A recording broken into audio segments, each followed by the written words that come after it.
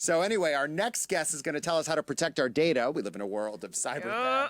Genity founder Lowell Thompson. How you doing? I'm doing well. Thank you for having me. Hey, How are you great to guys? have you.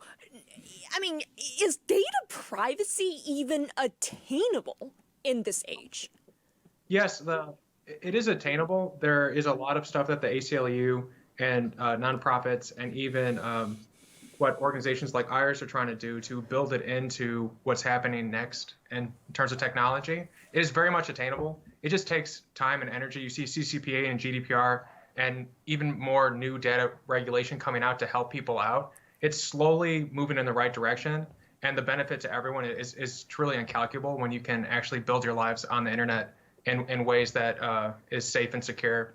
And in a lot of ways, the pandemic we'd be much better able to fight it if we had the data privacy that we need.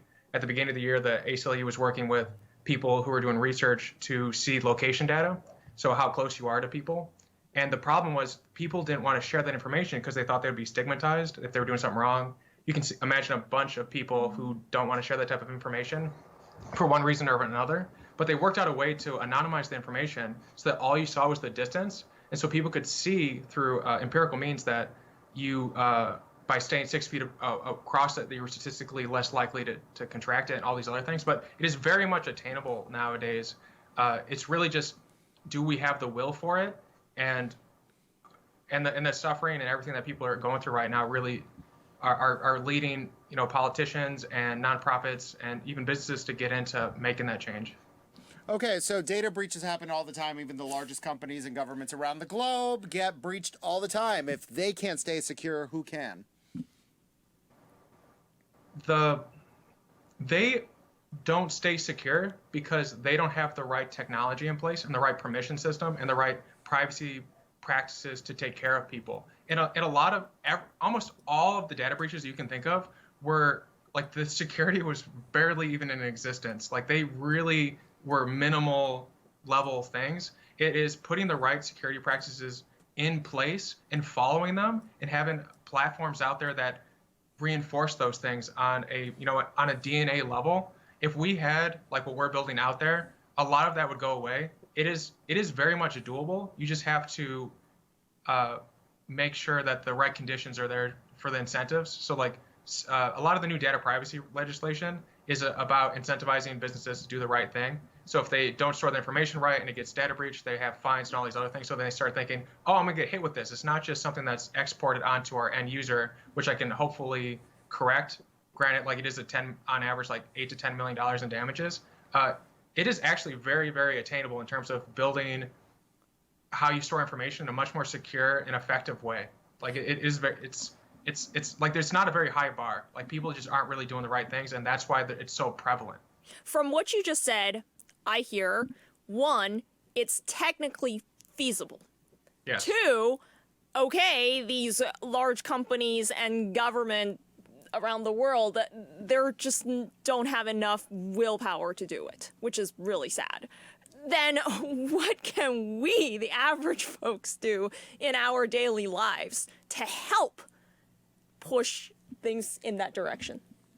And in a lot of ways, you vote with your dollars. So when you if you're on a platform that doesn't respect your privacy, doesn't let you see what you're doing, consider going to one that does. There are organizations out there that take it very, very seriously. You can contact your local senators and let them know that you care about these things, saying, hey, I want this stuff in my state so I can get taken care of and know that my family, my kids' information, like all that stuff is taken care of. There's a lot of things people can do, but the best thing they can do is just send an email, vote with their dollar. And if we do, the great thing is this isn't just like some unattainable high shelf thing that we can't get to. If we all work fairly hard for the next 5 to 10 years and we build the right systems in place, we really don't have to think about it again. We can just almost take it for granted, like how lead isn't in paint anymore. A small group of people work together to get lead out of paint, lead out of our carburetors and stuff like that. And it just takes a little bit of effort. If you want to be able to build your life, build your business, not have, wake up one day, look at your bank account and see it zeroed out for yourself and for your loved ones, then, support businesses that actually do care about that. if you hear about a politician running who is for data privacy, consider giving them your vote and letting people know about how much you care about that. At the very least, just message your local government and say, hey, I care about these things. I really like to have something like this in place. And the ACLU and other organizations are there working with politicians on working on building their own data legislation out there. So the best thing is just to make sure you're being heard. Because really doesn't. I'm going to ask you this. Theoretically, we can all vote with our dollars. The problem in this case is sometimes we don't know which company is taking what steps already. And more often than not, we hear about these data breaches years afterward. Right? We don't hear it when it's happening. We don't know anything. We're left in the dark. Well, go ahead. Sorry, we're out of time, Lowell. I'm getting the thing. But thank you for being a guest. We appreciate it. Yeah.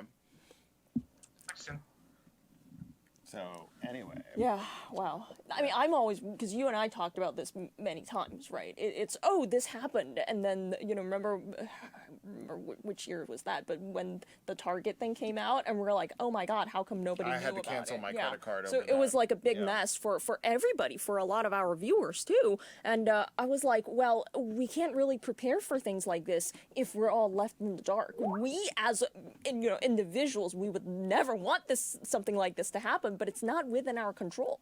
No, it Right. isn't. Yeah. It's really out of our control, and it's really hard to figure out what the hell is going on, especially since they cut off your credit card and they won't even tell you who was responsible for the breach. You hear about it from the news, which I think is wildly irresponsible. Yeah, it's wildly irresponsible. I agree with that. But I mean, I wish, as he said, there are more incentives for lawmakers to get on this.